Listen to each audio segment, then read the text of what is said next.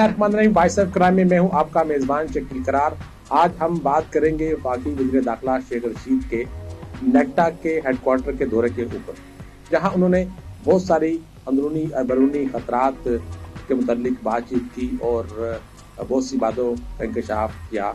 उन्होंने ये भी बताया कि मौलाना फजलुर रहमान समेत 20 के करीब ऐसे सियासतदान हैं मुल्की लेवल के जिनकी जानों को खतरात लाक हैं, और उनकी जो खतरात लाक है उनको बाकायदा तौर पर तमाम सियासतदानों को नेक्टा की जानिब से, हुकूमत की जानिब से तहरीरी तौर पर आगाह भी कर दिया गया है कि वो अपनी मसरूफियात में अपनी सिक्योरिटी को खुद खातिर रखें। इसी तरह वज़ीर दाखिला ने ये भी बताया कि जो नेक्टा के फंड्स का मामला है, 30 करोड़ उसका फंड है और उसको बढ़ाया जा रहा है। प्राइम मिनिस्टर से बात करेंगे कि इसके फंड्स में खतर को इजाफा किया जाए ताकि इसकी कारकर्दगी को मजीद बेहतर किया जा सके।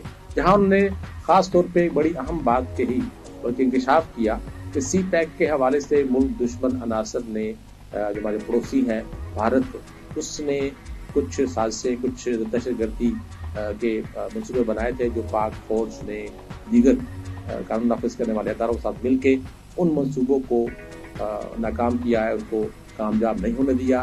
वरना मुल्क दुश्मन अनासर जो है वो भारत के साथ मिल के अंदरूनी तौर पर सी पैक समेत दीगर चीज़ों को वो खराब करने की, तबाह करने की, बर्बाद करने की कोशिश करते, लेकिन पाक फौज ने इन मंसूबों को नाकाम बना दिया।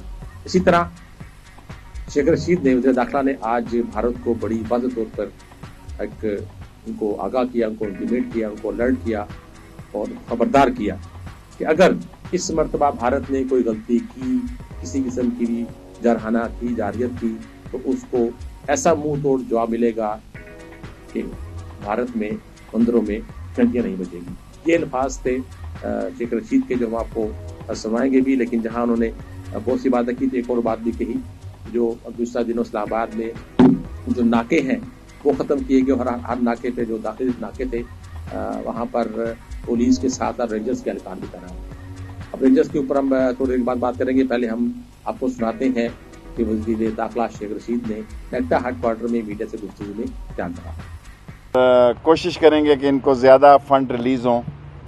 इस मुल्क में सी पैक के ख़िलाफ़ बहुत बड़ी थ्रेट्स हैं और अल्लाह का शुक्र है कि अफ़वाज पाकिस्तान ने और पुलिस ने और दूसरे इदारों ने जो एक बड़े नंबर की थ्रेट्स थी सी पैक को, किसी को कामयाब होने नहीं दिया।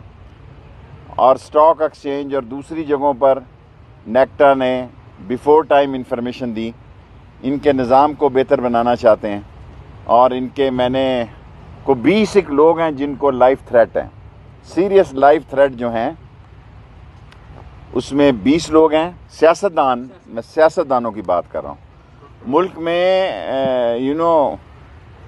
पिछले सालों से अब तक और 2020 में, जिसमें 4-5 सियासतदान, 2-3 अपोजिशन के हैं और उन पर पहले भी हमले हो चुके हैं, लेकिन उनको हाई अलर्ट जारी किया गया, बताया गया कि अपनी हिफाजत करें, और जिसमें ख़ास तौर पर मौलाना फजलुर रहमान शामिल हैं और जिनको हाई अलर्ट के बारे में इन्फॉर्म किया गया है।